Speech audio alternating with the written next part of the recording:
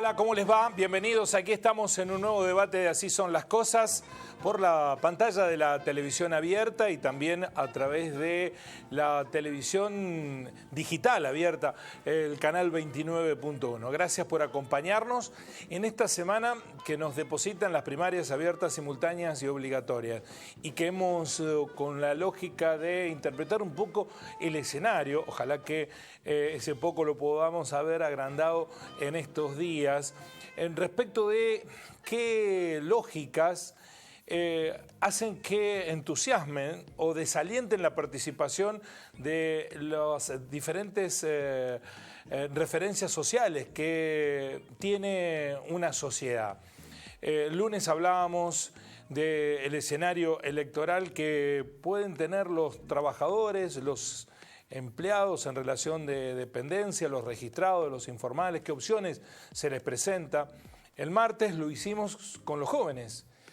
Otro de los grupos etarios, más del 10% del electorado es gente joven, entre 16 y 25 años. Ayer hablamos con las personas mayores, aprendimos la lección, no los adultos mayores, sino las personas mayores, que también son un grupo etario determinante y a la que la mayoría de las propuestas no les han hablado directamente. Y hoy es el turno de las mujeres, porque a las mujeres, que suelen ser determinantes en las elecciones, el voto femenino inclina la balanza muchas veces, son mayoría en el padrón, como son mayoría en la sociedad, son mayoría en el padrón, y tienen una lucha de larga data por la igualdad de género, han conseguido muchos derechos, todavía quedan muchas cuestiones que postergan a la mujer en nuestra sociedad, por ejemplo, los ingresos, la calidad del empleo. En estas elecciones muchas de las propuestas que se han realizado están relacionadas con no mejorar las condiciones de las mujeres, sino hacerlas retroceder en los derechos que consiguieron. Bueno, de esto vamos a hablar con las invitadas del día que rápidamente presento. Está con nosotros Nidia Farat, que es la presidenta de Nadia, segunda delegada departamental electa. Sí, en la UPC, titular. En las elecciones. Lista negro. Lista negro, bueno, felicitaciones Muchas por gracias. eso. Y además precandidata a concejala de una de las listas dentro del radicalismo. Así que es. con mucha actividad social. Mucho. Muy amable. Lucía de Carlo, abogada y coordinadora de género de la Defensoría y también ex candidata a intendente en la ciudad de Río Cuarto. Y Daniela Miranda, que es ex concejala mandato cumplido y ex subsecretaria municipal de Derechos Humanos y militante política de Barrio Alberdi. Le gusta que la identifiquemos así también. Así es. Gracias por venir, Daniela, muy amable. Gracias. De esto vamos a hablar. ¿A quién pueden votarles? A las mujeres ligados con sus intereses, obviamente. Hay acechanzas, peligros para los derechos conseguidos, lo que falta por recorrer de ese camino. ¿Alguien se lo promete? Bueno, esto va a ser el tema, pero antes quiero hacer alusión a lo que ha sido esta semana, ¿no? De las primarias abiertas, simultáneas y obligatorias. Da la impresión que hay una lógica en la Argentina que está muy ligada a cuestiones que son muy repetidas, lamentablemente repetidas. Una de ellas es la inestabilidad económica, que puede ser que se justifique por la variable macroeconómica y los problemas estructurales de fondo que tiene la Argentina que no se resuelven. Pero también la violencia acrecentada con lógica de muerte que venimos viendo desde hace mucho tiempo a esta parte, cada vez que se aproxima una elección. Ya no puede ser casualidad. Tiene que ser causalidad. Acaba de morir un militante de izquierda, periodista también de La Plata, que estaba protestando en el Obelisco, la policía de la ciudad de Buenos Aires, en un confuso episodio, pero hay imágenes que están registradas, cuando él trató de interceder para que no golpearan a una mujer. Por lo menos son los registros iniciales. Hay que tener cautela con esto porque a veces trasciende información que después hay que desmentirla. Lo cierto es que murió, que hubo un grupo de policías que lo golpearon, lo redujeron, lo asfixiaron, apoyándole una rodilla en el cuello y acaba de fallecer. Ayer hablábamos del episodio de una niña de 11 años, muerta también en la provincia de Buenos Aires. Un clima enrarecido rumbo a las PASO que nos cuesta creer que sea producto de la casualidad. Evidentemente, hay acciones subterráneas permanentemente que hackean a la democracia y sobre todo en tiempos y en horas, en días previos a las elecciones que se repiten con una frecuencia que uno dice, bueno, esto está predeterminado. ¿A quién busca beneficiar? ¿A quién busca perjudicar? Bueno, generalmente los perjudicados son los oficialismos, quienes gobiernan con este tipo de acción, ¿no? Una lógica que se aplica casi de carácter automático frente a estas cuestiones. Aunque uno no descarta nada en este escenario, lo que no se puede negar es que hay una máquina de generar expectativas negativas cada vez que vamos a las elecciones. Y de esto debe haber responsables. No necesariamente políticos, aunque se busque hacer daño político, porque evidentemente esto ocurre. ¿Qué reacción tendremos los ciudadanos? Bueno, la primera es de cautela y prevención, de advertir de estas situaciones que buscan seguramente incidir en la decisión democrática, voluntaria, que el próximo domingo tomaremos solos en el cuarto oscuro. Pero no es muy auspicioso vivir en un país que repite esta secuencia. Y generalmente siempre en el mismo lugar, Capital Federal y el Gran Buenos Aires, Capital Federal y el Gran Buenos Aires. Ha habido elecciones en toda la Argentina con absoluta normalidad, discusiones, polémicas, demoras en los escrutinios, diferencias exiguas, diferencias significativas entre uno y otros candidatos. Pero la muerte instalada como lógica en plena campaña es un olor nauseabundo el que genera esta lógica que, insisto, se repite secuencialmente una y otra vez. Mayoritariamente en Capital Federal, pero ha habido otros distritos. Recordemos un candidato baleado en Corrientes, las amenazas a un candidato en la Patagonia. Es ese clima el que nosotros mismos como ciudadanos y en honrar esta democracia de 40 años que nos ha costado tanto conseguir, debemos cuidar. Bueno, nos metemos en tema, así son las cosas. Vamos a la primera de las referencias. ¿Sienten que se las incluyó en la agenda electoral las propuestas? ¿Alcanzaron las mujeres? Si hubo propuestas, ¿son positivas, negativas? ¿Quién quiere tomar la palabra? Bueno, a mí me gustaría decirte que se habló del tema de género en campaña, pero de una manera en que quizás no nos resulta agradable a las mujeres, ¿no? y a las disidencias, ya que si bien, como vos decís, primó esta idea de que el tema no existe, no está instalado en la agenda, no es interesante. Sí hubo candidatos que hablaron de temas de género, pero justamente en contra, sí, ¿no? Diciendo amenazas, que, acechanza, claro, ¿no? Que hay que sacar los ministerios de género, que son un gasto que realmente no tiene sentido, cuando en realidad, digamos, más allá del color partidario al que cada quien adscriba, la realidad es que desde que existe el ministerio hay políticas públicas concretas para los feminismos que han logrado sacar de situaciones de violencia a muchísima cantidad de mujeres, ¿no? Por un lado, y que aún así que sea mínimamente, pero han logrado reducir en algunas horas al menos la tasa de femicidios, ¿no? Antes de la existencia del ministerio había un femicidio cada aproximadamente 24 horas. Actualmente estamos en un femicidio cada 30 horas aproximadamente. No parece una gran diferencia, pero es una diferencia en vidas que es importante y que hay que ponderarla, ¿no? Entonces, bueno, tener cuidado con este tipo de expresiones en campaña que, bueno, pueden ser un revés muy importante para nosotras. ¿Creen que la lógica esa de eliminar ministerios, sacar de agenda la política de género está ligada con la austeridad del Estado, el ajuste del Estado, o hay algo, un sustrato ideológico hacia la mujer?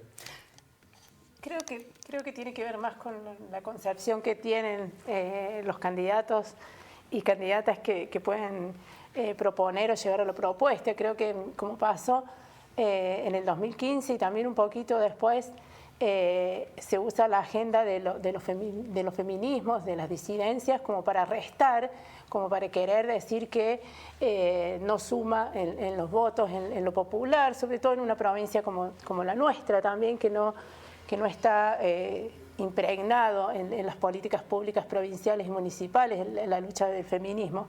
Entonces creo que esos candidatos aprovechan eso y decir que quita o que suma hablar de sacar ministerios, achicar el Estado. En realidad, cuando hablan de achicar el Estado, hablan de achicar las políticas públicas, que, como bien dice Lucía, han logrado avances en políticas públicas, en leyes que hoy han reconocido, la ley de identidad de género, la ley de aborto legal, seguro y gratuito también ha sido triunfo de los feminismos y, por supuesto, han logrado no solo muertes, sino también cuidados en salud, en educación.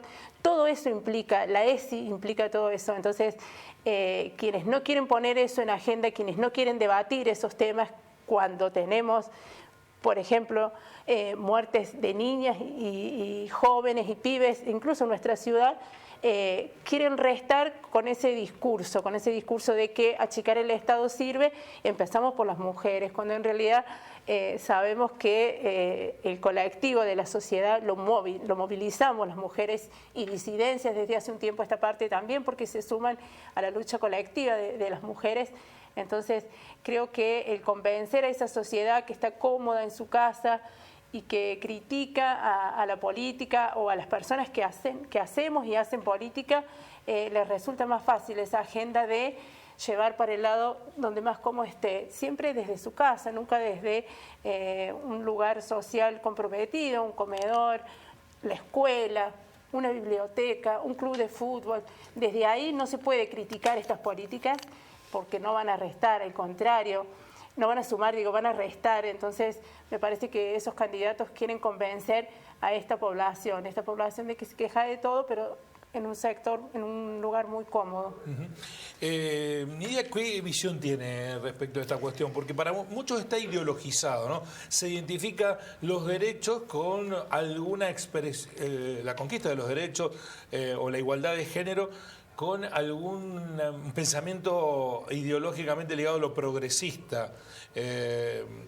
¿Lo siente así, que hay una amenaza con sustrato ideológico, o es una cuestión de pragmatismo, de manejo de recursos? Totalmente, acá hay una convicción por parte de los candidatos. Hay un viejo adagio, creo que es judío, si no me equivoco, que dice que la mano que mueve la cuna es la que gobierna el mundo.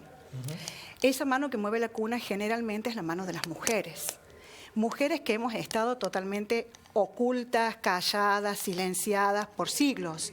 Y ahora esta explosión de los feminismos, de las disidencias, no es casual. Esto tiene que ver también con una cuestión, con una concepción ideológica del rol y del empoderamiento que tiene que tomar la mujer de una vez por todas en esta sociedad. Hay un escritor y politólogo, comunicador, que se llama Mario Riorda, que tiene un video muy lindo, muy cortito, que se llama Paren un poco, y que habla de las 4 fragilidades que tiene últimamente la propuesta política. Las 4 fragilidades, que yo las vi perfectamente con las campañas y con los spots publicitarios de estas PASO, son el hiperpersonalismo. No hay propuestas, hay hiperpersonalismo, la figura sobredimensionada del candidato o de la candidata.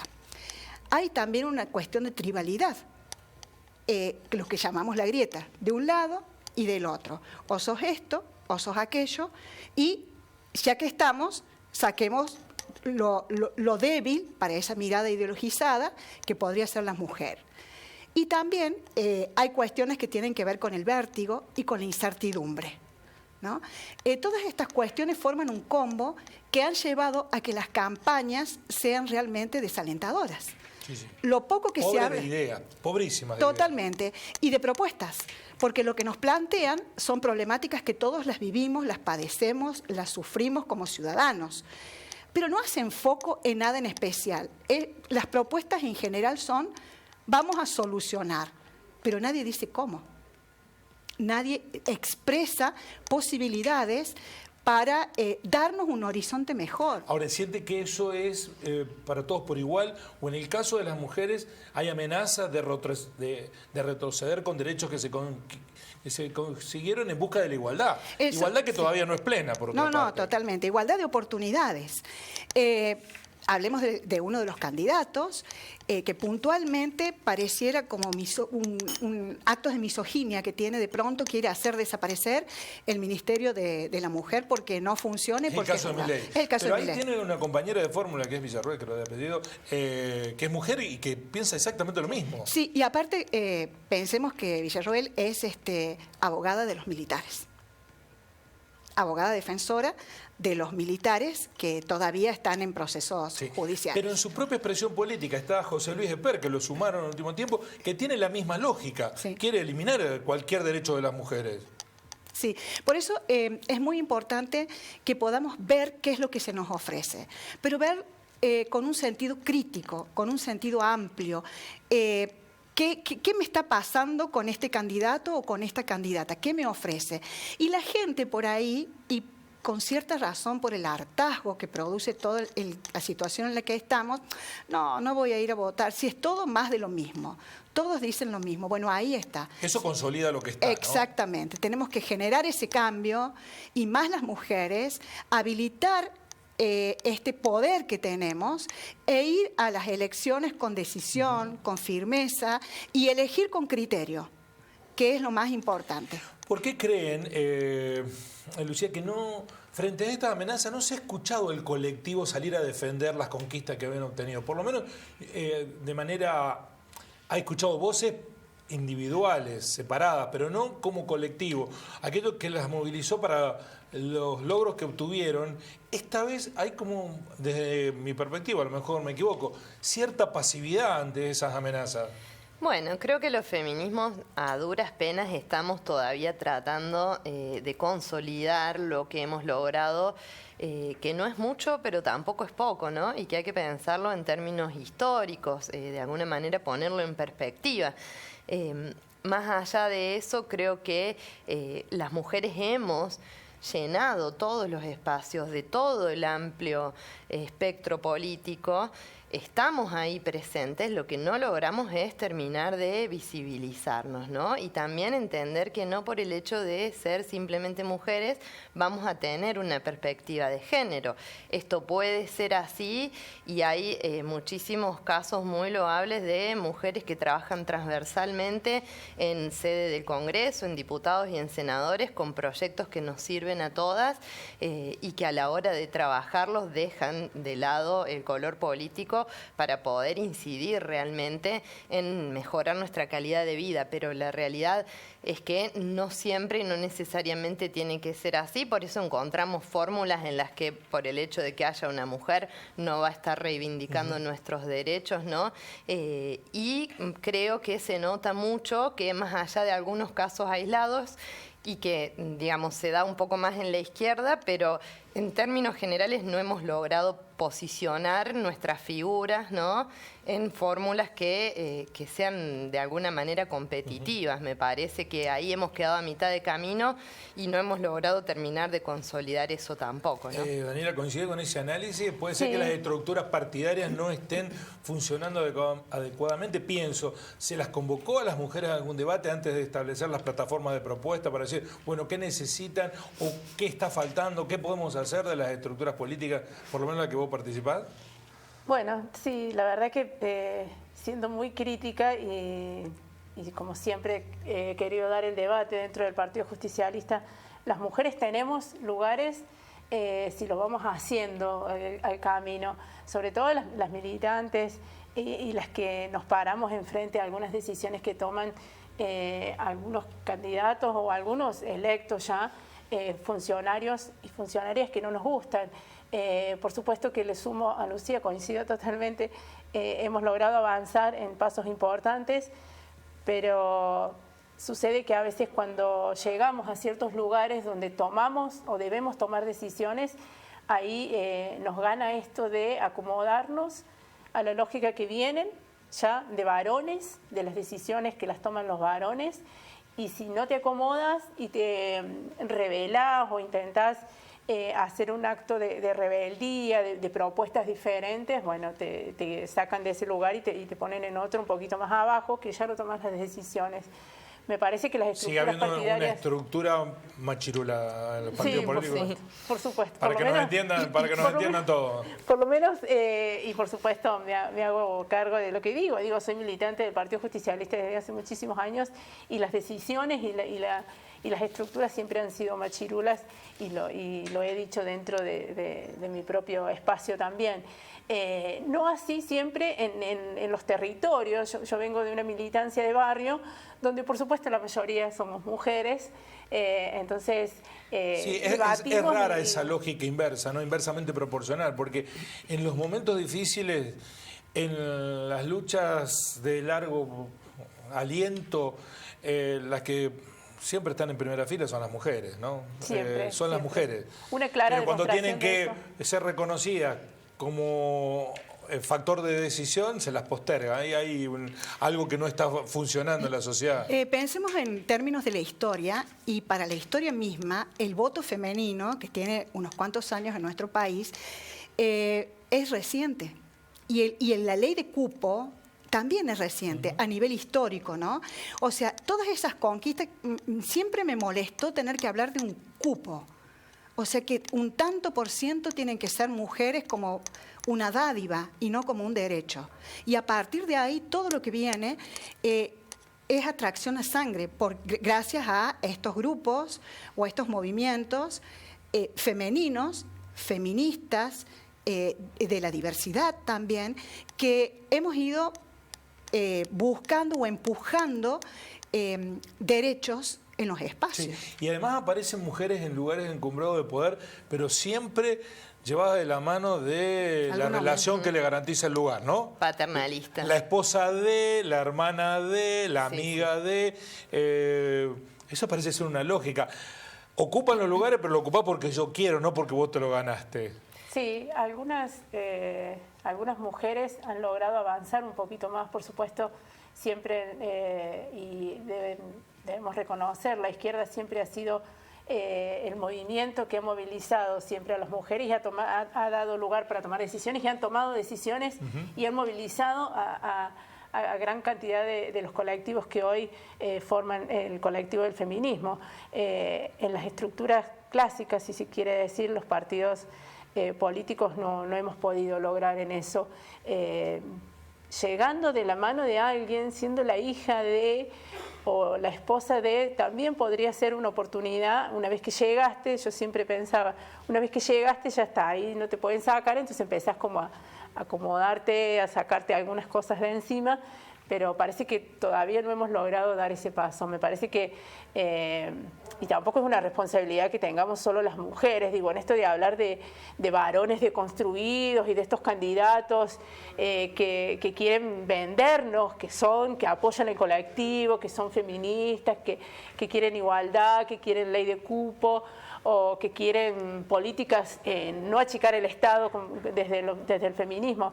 Me parece que tampoco la responsabilidad es solo nuestra. Me parece que debería ser un poquito esto, bueno, si sos un varón deconstruido y reconoces los derechos de las mujeres, empezá a demostrarlo reconociendo también nuestros espacios de decisiones. Nidia, ¿qué propuesta te hubiera gustado escuchar de los candidatos hacia las mujeres?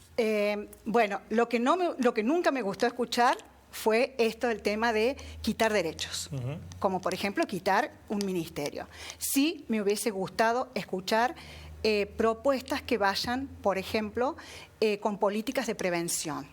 En este país siempre estamos detrás de los hechos. No tenemos políticas de prevención. Lo hablo, por ejemplo, desde el punto de vista de la salud, que es donde he militado toda mi vida, ¿no? Entonces, ir por políticas de prevención. Esto de la ESI, que nombraban recién las chicas, es fundamental. Y sin embargo, hay escuelas o instituciones escolares, educativas, donde no se trata la ESI. O sea, ni la chica ni el chico están informados o educados. Pasa mucho, nosotros tenemos una filial de Nadia en Tucumán y las escuelas religiosas en su mayoría no tratan el tema ESI. nosotros lo tratamos en el campamento de los niños con diabetes, porque tiene que ver con la corporalidad, con la insulinización, con el cuidado del cuerpo, con la prevención de embarazos no deseados, y tenemos que pedir autorización a los padres. O sea, me hubiese gustado mucho por ahí que hubiera un enfoque más amplio sobre esto que tiene muchos años, que es la ESI, la Educación Sexual Integral, y que pudiera avanzarse sobre los logros, no sobre las cosas con las que fracasamos. Eso me hubiese gustado escuchar, especialmente, bueno, me parece que lo escuché solamente de Miriam Bregman, pero muy por arriba. Ya te digo, no he escuchado propuestas, pero me hubiese gustado que se hablara de políticas de prevención para las mujeres en salud, de prevención para la violencia, de protección de la mujer en general.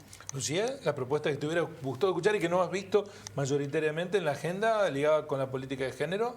Bueno, mira, me gustaría haber escuchado, además, bueno, de propuestas que tengan que ver con avanzar y consolidar políticas públicas, me hubiera gustado escuchar, justamente en sintonía con lo que decía Daniela recién, candidatos que no vinieran a resolvernos los problemas, ¿no? Sino que vinieran a darnos lugar para que seamos nosotras empoderadas las que pudiéramos estar pensando también y llevando adelante esas políticas públicas. Creo que no necesitamos que nos digan cuál es la cuestión que nos va a salvar, ¿no? Digamos, de una manera medio mesiánica, sino que necesitamos el espacio para poder hacerlo nosotras y para poder estar en agenda nosotras y ser escuchadas. ¿Pero hay riesgo concreto de perder derechos conseguidos? ¿Los ven ustedes si se dan determinados resultados electorales? Sí, y eso se demuestra con cada una de las políticas públicas y con el monitoreo que se hace de las mismas. Por ponerte no lo digo un en el caso de Milei, ¿no? Porque Milei está amenazando que no haya Ministerio de Salud, no haya Ministerio de Educación. No haya Estado. No quiere nada.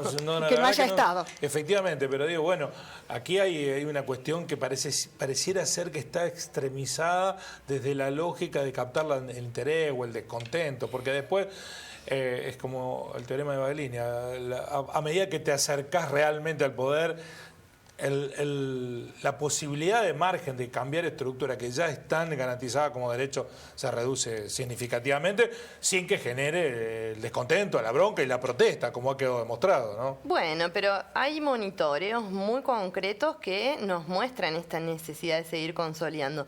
Y esto tiene que ver, por ejemplo, si tomamos como ejemplo, perdón la redundancia, lo que ha sido la ley de interrupción legal del embarazo, interrupción voluntaria también del embarazo, que ya lleva 2 años al menos de implementación, donde constantemente se ve cómo hay que luchar para que esté garantizado. Sí, se obstaculiza permanentemente. Constantemente, sí, desde varios sectores, ¿no? Entonces, sin poder visibilizar la importancia que tiene para todo nuestro proyecto de vida, porque además también, como decía Nidia, tiene que ver con el acceso a salud sexual, ¿no? A anticonceptivos y tal, no es simplemente la toma de decisión de interrumpir un embarazo, ¿no?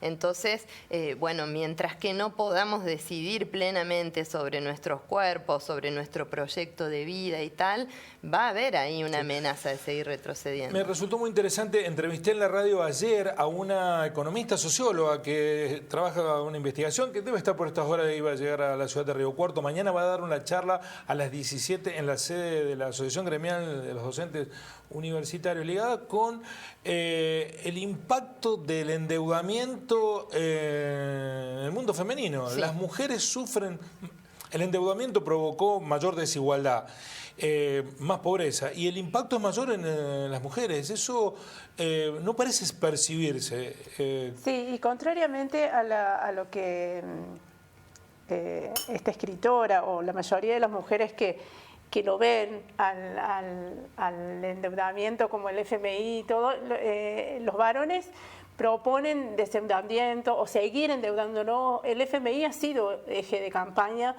para bien o para mal, o ha sido, pero no ha puesto el eje casi sobre el único, ¿no? La relación con el FMI casi que fue el único eje y curiosamente no se ha puesto en debate esto de que las mujeres sufrimos ese endeudamiento en todos los sentidos, ya sea porque nos perjudicó en el dólar blue, una moneda ilegal que estamos debatiendo todo el tiempo cuál es el valor.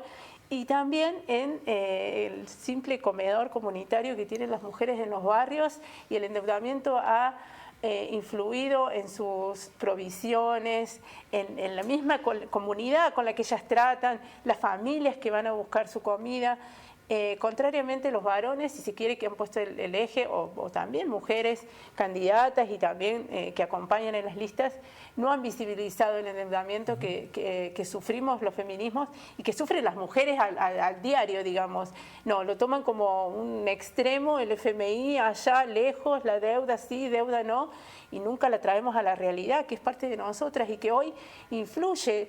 Yo digo, y quizás sea un poquito subjetiva al decirlo, pero estoy cansada de escuchar que dicen los demás, bueno, pero la deuda que tomó Macri fue hace 4 años, pero hoy estamos sufriendo ese endeudamiento, hoy lo tenemos que pagar diariamente, mes a mes, y es ahí donde nosotros nos tocan los derechos con políticas públicas que quieren achicar a algunos, que otros se van a sumar, porque también está esto, quizás Milei no tenga las posibilidades de llegar a tomar esas decisiones, pero si se alía a quienes sí hoy pueden tener esas posibilidades, que todos sabemos después de las PASO se va a dar de vuelta, va a haber baraja de vuelta, y ahí vamos a ver quienes se alían para tomar esas decisiones, y ahí sí corren peligro algunos derechos conquistados y otros que nos están siendo vulnerados todo el tiempo y que están ahí en el eje de que van a sumar votos si le quitamos esto, que van a sumar votos si le quitamos.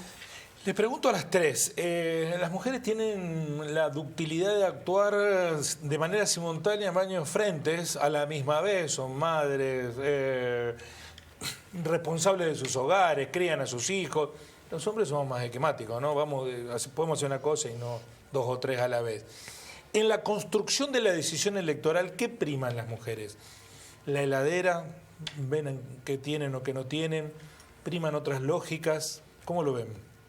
Sí, creo que tiene mucho que ver también, hablamos de la mujer real, la mujer cotidiana, no hablamos de las figuritas de la televisión, tiene que ver también con esto, ¿no? Con el asado prometido que nunca llegó a la heladera, este endeudamiento que hablaba recién la compañera y que nos llega a nosotros de manera gráfica, como no llegar a fin de mes, por ejemplo, el tener esta inflación tan...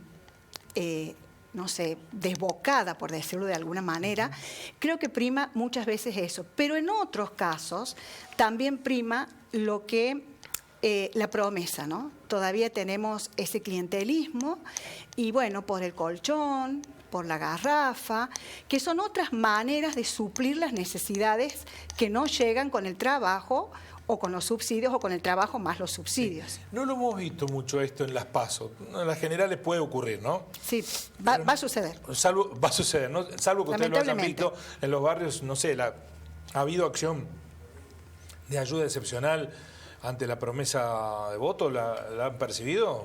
Yo sí, y no como en otros años, y quizás porque son las PASO, pero hay una cuestión clientelar muy fuerte y muy marcada, y que ya prácticamente está incorporada, internalizada. Mi voto a cambio de, te doy esto a cambio de tu voto, ¿no? ¿Y usted dice que las mujeres son más permeables que los hombres a eso? Y la mayoría, no la mayoría, pero muchas mujeres somos el único sostén del hogar. Y en esas mujeres prima también la necesidad importante de poder llegar a fin de mes o de poder llegar al 10 de cada mes. Lucía, ¿qué entra en la lógica de decisión? Bueno, mira, yo me interesa retomar un poco esto que planteaba al final Nidia y que era un poco disparador de la pregunta. Creo que tiene que ver justamente con esto de la figura de mujeres sostén, ¿no? Que podemos todo.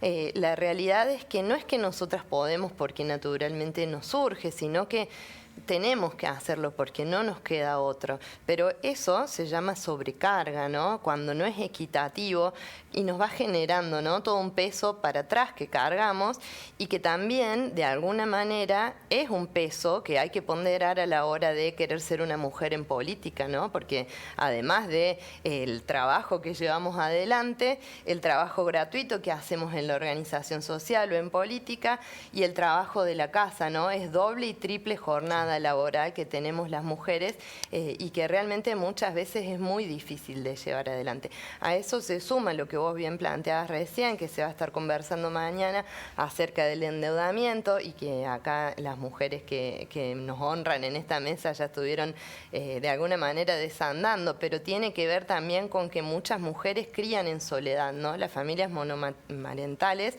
son en este momento una gran cantidad, son millones de mujeres que además tienen un sinnúmero de problemáticas. No todas reciben la asignación universal por hijo, porque si los padres de sus hijos tienen un trabajo formal, probablemente lo van a estar percibiendo ellos, o se puede hacer el cambio y cobran ellos la asignación universal, ¿no? Entonces no todas cuentan con ese apoyo.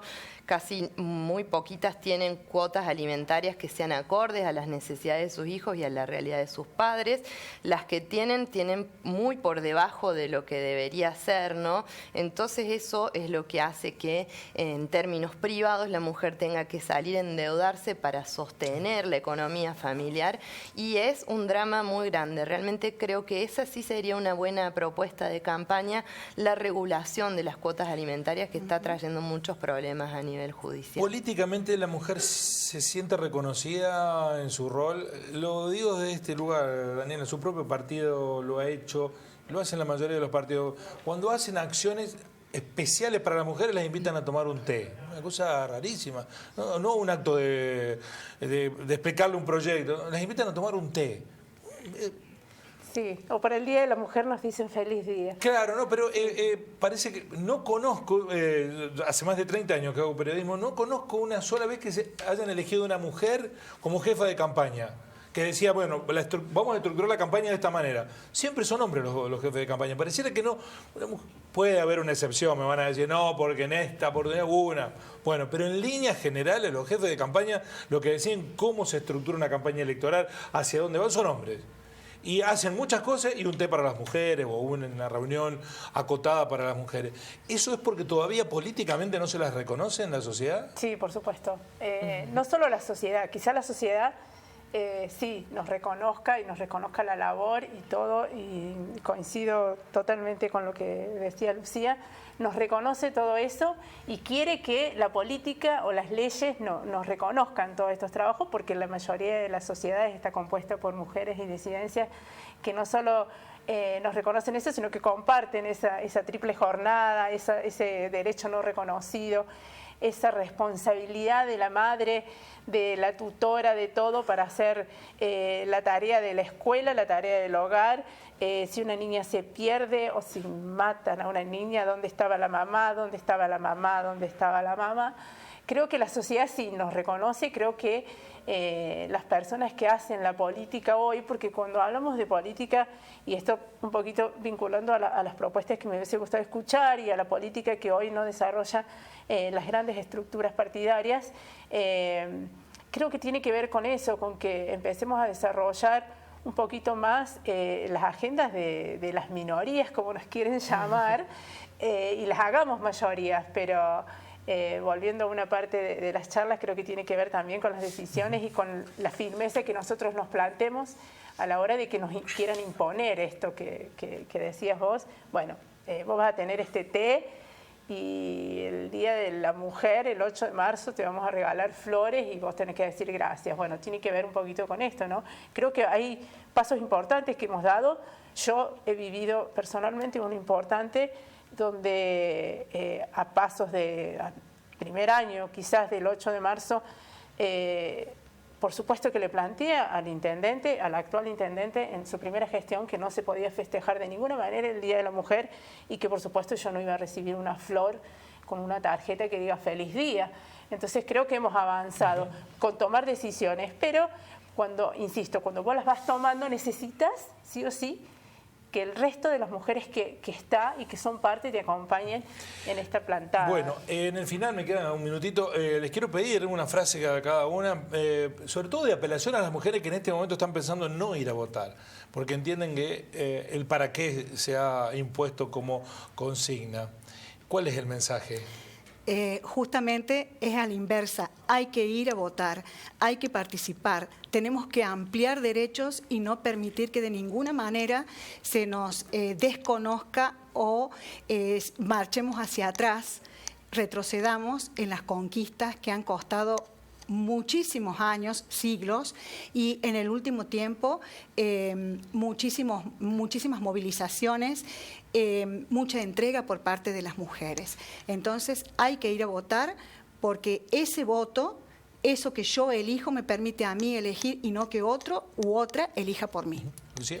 Que sigamos avanzando colectivamente, entendiéndonos desde la empatía, que creo que las mujeres no necesitamos que nos expliquen lo que es la empatía porque la practicamos constantemente en nuestras vidas, ¿no? Y entender que ya lo sabemos, en realidad nosotras somos responsables de nuestros propios cambios, de nuestras propias mejoras. Entonces, salir a tomar la voz, la palabra, en el pequeño espacio político, social, cultural que podamos incidir y exigirle a los candidatos que nos expliquen qué van a hacer con las políticas que tienen que ver con nosotros. Queda una semana para los pasos, pero bueno, sigue todo un trasfondo que es interesante, me parece, empezar a interpelar y bueno, ejercer nuestros derechos y de alguna manera entender que si somos mayoría podemos hacer la diferencia. Daniela. Bueno, primero no estoy tan segura de que las mujeres estemos pensando en no ir a votar. Ajá.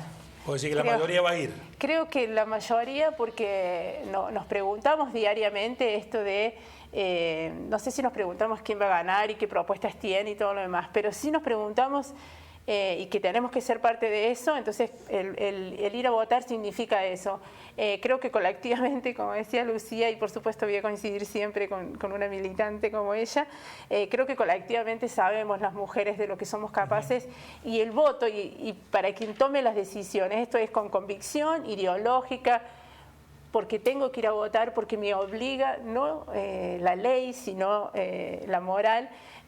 Tengo que ir a votar y tengo que elegir para después tener esto de poder reclamar qué hice, qué no hice y por supuesto empezar a exigir más que a pedir que nos cuenten qué van a hacer con nuestras políticas y que nos influyen para que empecemos a debatir. Basta de hambre, basta de comedores donde la familia se disuelve para ir a buscar la comida y por supuesto basta de feminicidios.